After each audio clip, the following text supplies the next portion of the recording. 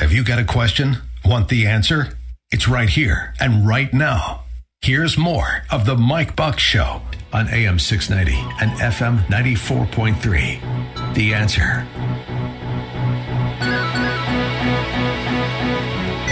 All right. Okay, so there you go. And that's very interesting. And I'm telling you, we're going to be talking more to Doug Kelly down the road. Now, for years, we've been talking to Riki Ellison, the founder and chair of the Missile Defense Advocacy Alliance. And we learn all about kind of stuff. And we talk with Riki all the time about where the world is. Little be known to a lot of you that several years ago, Riki identified some concerns about, folks here at home. Underprivileged kids that really didn't have anybody or anything to look up to. And it was called the YIP, Youth in Peril.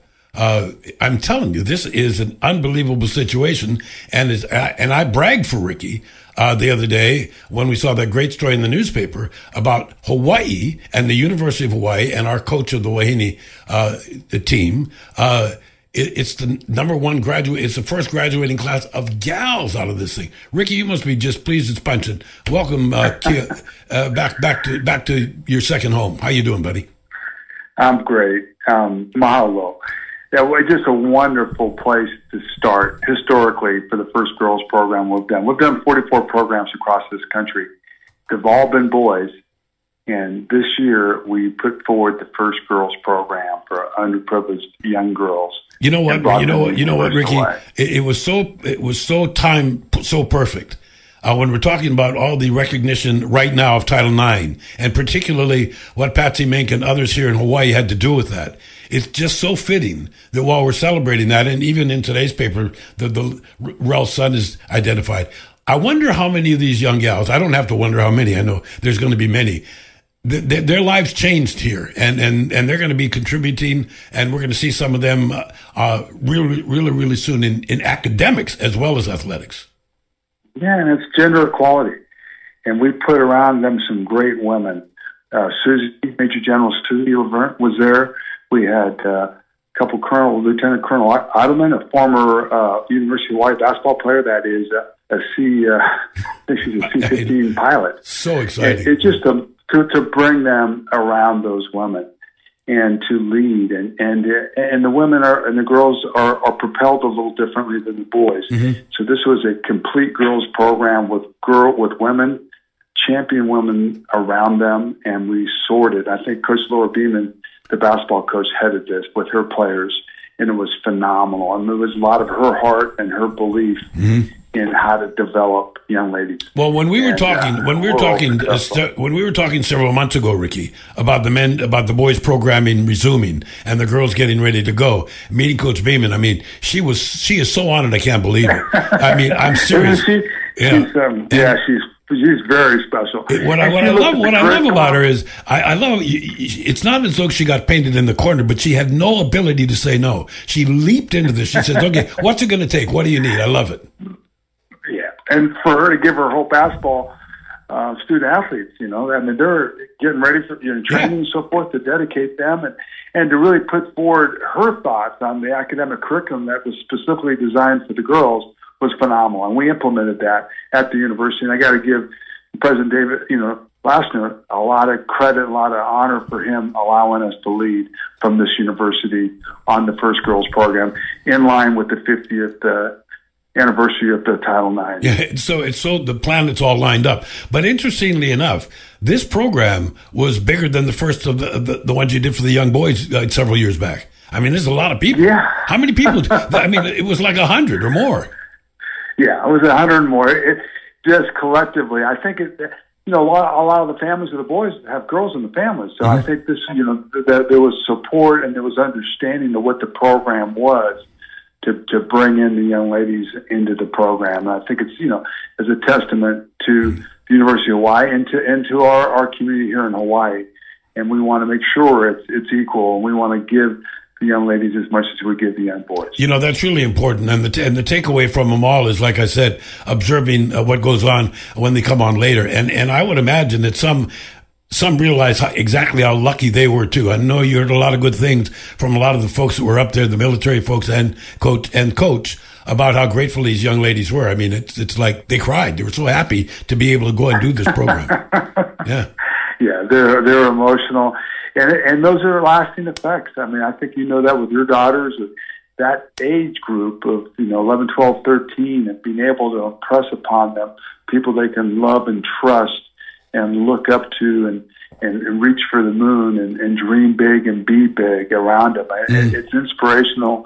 And I feel that we will definitely have these young ladies leading us. Well, my takeaway is it's not just it's on the young men's programs as well. My takeaway is these folks, once they get into it and they walk out, they do get it. They do know how lucky they were that they got chosen, and they're way less likely to go down the wrong road. Remember, you followed this. You followed what happened to these kids, especially the boys, because we have many years on that now, with their English and with their math and with their science skills. How they increase after spending spending a program there.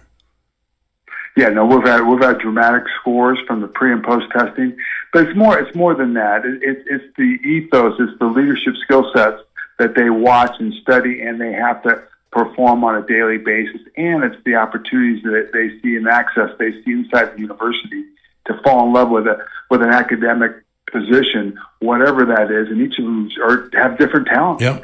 And to expose them, and the girls especially, because it's a confidence issue more than anything with the girls over the boys at that age group. Mm-hmm. So creating self-confidence for them to make the right decision, to give them the courage to have the decision-making process in the right way, has a lot to do with creating that confidence, self-confidence, and their self-esteem in that. And that was a big part of this program. Absolutely. You need to outline for people again, not only how this came together, but, I know that there's so many people here in Hawaii, and I know that you have these same connections all over the country. I look straight in the eyeballs of these guys and gals, these businessmen and women, that they're just loving it. What fuels this thing? What keeps you going? Change, impact, yeah. And the community, right? First Hawaiian Bank, all in. I mean, this community is all in. With Matt, I mean, we've had everybody coming in. Roy, the whole group. It's one. We're trying to make our world a better place. Trying to make our culture, make Hawaii a better place down the line. And this is at the fundamental level. It's STEM education. It's getting these kids exposed to really interesting technical stuff. It's getting kids exposed to more simple stuff to give them the variety to chase, to dream and chase that dream. Yeah, and that's why, gang, in the very beginning, Riki didn't criticize me because he doesn't do that. He's too nice a guy. But I said youth in peril because that's what it is to me. And it's a youth impact program. We target youth in peril, and we impact that. And I really, really like that because sometimes, I've had some programs recently, Riki, that are pretty tough to do.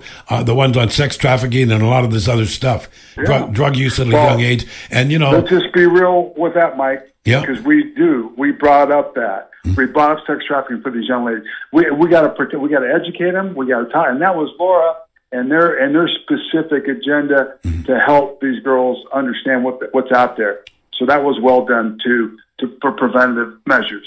Well, one of the things that I thought, and this is really interesting to me, is that a lot of these young kids, they know, of course, about the UH and they know about the rainbows and the volleyball, but it's not as though the coach had a following. Now she does with every single one of those kids. But that's not what drove that to happen, is it? What happened is how did these young kids, this time the girls, how did they get accepted? What were the criteria? Well, I think we left it pretty much the same as we did with the boys. Mm-hmm. We attacked certain areas, rural or areas at risk in town. We had a lot of an ability to leverage off of the boys program and their families to come in as well. And she targeted certain areas in Hawaii, so we did not have a problem with people coming into the program. It is going to expand and get better. Yeah, but what I loved about it, gang, is these kids eat, they get transported, they get, they get uniforms, they get an opportunity to really be somebody that they never expected before. And that's their takeaway to me. Yeah. And they become a student at the University of Hawaii. Yeah. So that's what they experience that at a young age. It puts it, fires them up, it inspires them, it burns that internal passion for life and for success. Okay, we got more coming up with Riki Ellison. We're going to talk more about this great project, and also we're going to take a wander down with his eyeballs over the Pacific to find out what's happening down there and why we be a little bit worried. Here's Malin Moore with traffic. We got more coming up. Want to join the conversation? Call us toll free. It's 1-833-296-TALK. That's 1-833-296-8255. Now, there's more of the Mike Buck Show on AM 690 and FM 94.3. The Answer. Yep, but don't forget, it's Thursday night, everybody, so we don't leave here at 6 o'clock. As a matter of fact, we just turn around and crank it up. Every Breath You Take is going to come on tonight. And we're going to be talking about Hawaii Airfix and all of their wonderful products and a free giveaway tonight. So you want to keep it right here. Don't go away after the top of the hour. Now, Riki Ellison and I have been talking about missile defense for a long time. I do have something up my sleeve about that for a minute, but we're also celebrating that Hawaii was chosen by Riki to be the first in this youth impact project to feature the Wahine, because the planets lined up. This is the 50th year of Title IX. This is the 50th year. This is the first year of what Riki Ellison. He's got to stay around a lot more years. We got to do 50 of these for these young gals. That's a pretty big incentive, Riki. You got a big job to do here. But remind people just a little bit of what got you going on the Youth Impact Program in the first place. I know you go all over the place doing the missile stuff, but everywhere you go, you see stuff that needs attention. No, I think it's I came over here as an immigrant, single-parented, and was in that same age group and was exposed to both the U.S. military and the institution, the university, and fell in love with it and got propelled from it to succeed in my life. And I found that a lot in the NFL locker rooms that I played in, that a lot of the same men that succeeded had that age group window with a mentor and an institution. So we're just duplicating success to give that same success, to dream big, be big, to the young kids in this era, in this generation, by the same way, because they've got the grit. It's just how, you got to expose it to them, you got to inspire it to them, and it's all about trust. I talked the last time we had to get together at Roy's Eating House down in Waikiki and talk to some of the stakeholders in the whole YIP. I talked to a parent whose son went through the program and is like a rock star in the community. I mean, he's so articulate. He got so much out of it. Now everybody else wants to know, how can we do it? That's exactly why everybody does all the work that they do on this, right? Just to see that one kid succeed.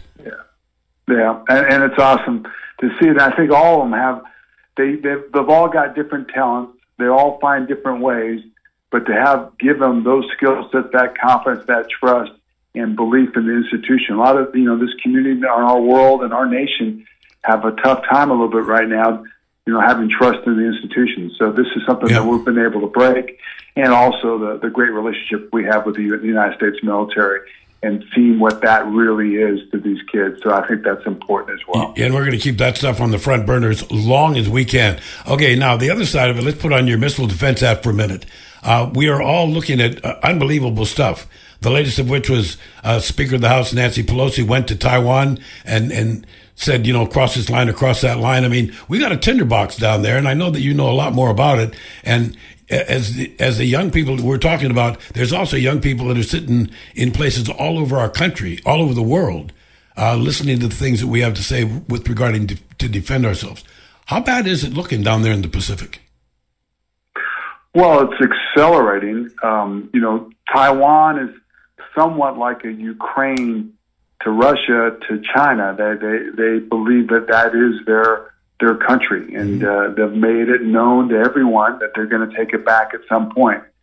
So those meaningful beliefs that they have, and we had a little bit of challenge with the meeting between the president of China and the president of the United States, and we're that's a nation that we support. It's a free democratic nation, and sending our third in power in the United States, Nancy Pelosi, the Speaker of the House, who's number 3 in our succession over there, is a statement that we're not going to be intimidated. That nation is still an independent nation, and we have support for it.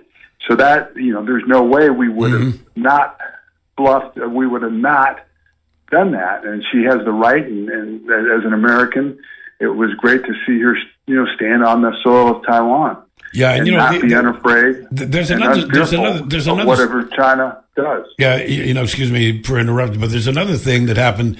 We remember that years back with Gaddafi and everybody else, that you draw a line in the sand, you step over that line, we're going to do something, and that line moved a lot of times. And this line could have gone anywhere. I mean, and I do know that even though there was some discussion at the White House about what Pelosi was going to be exactly doing there, I agree with you.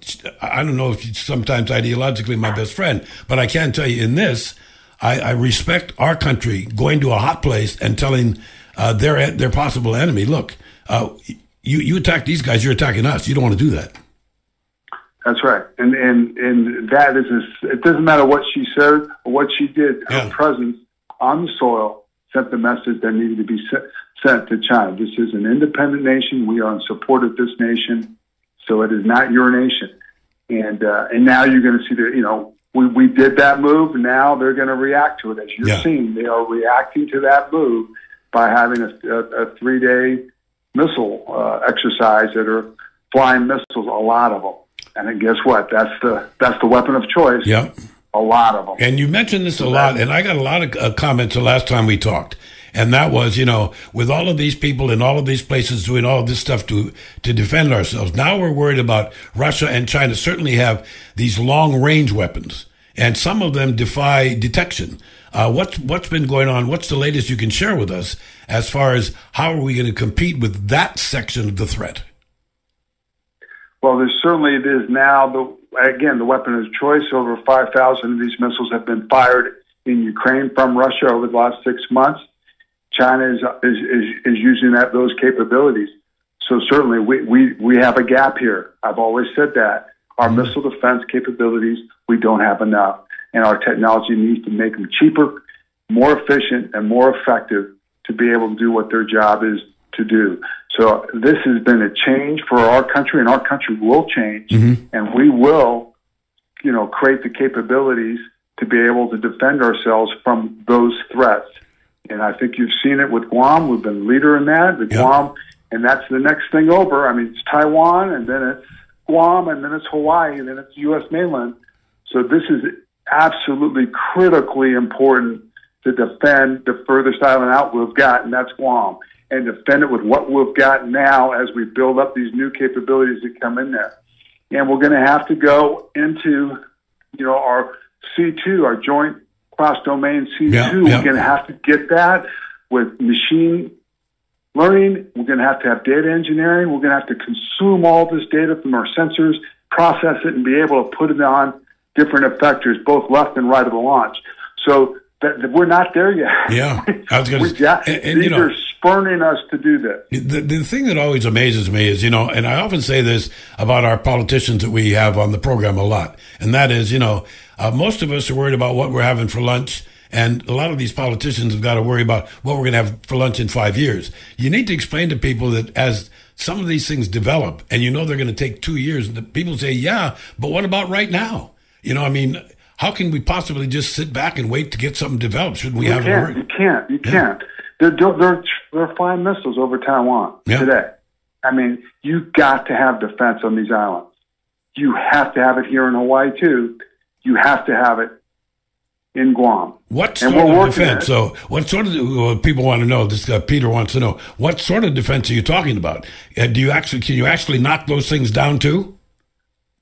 We have the ability to knock all those missiles down except for the hypersonic missile. The hypersonic missile, we do not have the ability to detect it enough to track it, to target it, and we don't have the capability right now to target and destroy those. Those are what they're going to demonstrate as well. That's called hypersonics. Everything else, we have technical capability. We have to have more of it, and we've got to put it in place, and we have to have the sensors out there in place connected to all these. We can't fight this one service at a time anymore. That's why you can't do it this way. Yeah, you got to go joint, and you got to go with your allies. You got to go with Australia. You got to go with Japan. You got to go with Korea. This is a team game here. Yeah, and that's kind of why we just recently got RIMPAC done. And I mean, what a great display of unity that we're talking about. Some people that had never been here, haven't been here for a while, coming off the back of the pandemic, they had some great, careful exercises. But, the question that begs answering is, how many of these supersonics devices do they have? I mean, if they're the ones that we're having trouble with, do they stockpile them? I mean, are they easy? Well, Mike, I think there's an urgency to put some money. We don't have any money going into it. Yep. Hypersonic defense. We need to have an architecture. We need to move on this. That is a significant gap. We've got to do the same thing with cruise missile defense. Yep. So that's the one I'm talking about, really. Focus our attention and our funding and our support to have some sort of defense out there to be able to deter these guys with both offense and defense movement that they're doing, they're demonstrating. Yeah, and in the perfect world, I don't think many people understand what the difference is. I explain this to people all the time. I know that half what you do is the same thing. We're not talking about weapons of offense here. We're talking about weapons of defense. And there's a huge, big difference. The more people that got behind the fact that you do what you do, and they can go to the website, we'll tell them about in a minute, is, hey, look, this isn't to go out and harass enemies. This is to keep our place safe. They can throw at us whatever they want. If we can knock it down, they'll stop throwing it. Yeah, and we got to do it cheaper. We got to go directed energy. We got to go lasers. We've got to go electronic jamming and magnetic force structure to be able to drop these things. We've got to develop that. We've got to create the doctrine for it, the policy for it, and we've got to put it out in front. We've got to develop those capabilities in space. We got to play here now.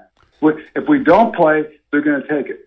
Okay, now, one of the things that I think you could really, and we're going to run out of time, but one of the things that I think is really important, you have the opportunity to travel everywhere we have these pockets of defense.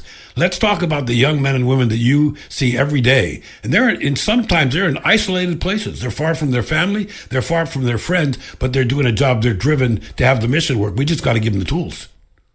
Yep, and we're going to recognize those tomorrow night. We have our Indo-Pacific Missile Defender of the Year is being hosted here in Honolulu tomorrow night. And that is so epic. And so we're going to bring them across from all the services and allies from the Pacific and honor them today. But it is about leadership. It is about people. Because they can have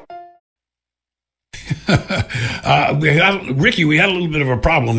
Somebody jumped the gun on us. I just wanted to say goodbye. And if people want to know more, where can they go and look? At our website, missiledefenseadvocacy.org. You could missiledefenseadvocacy.org would be great. Hey, take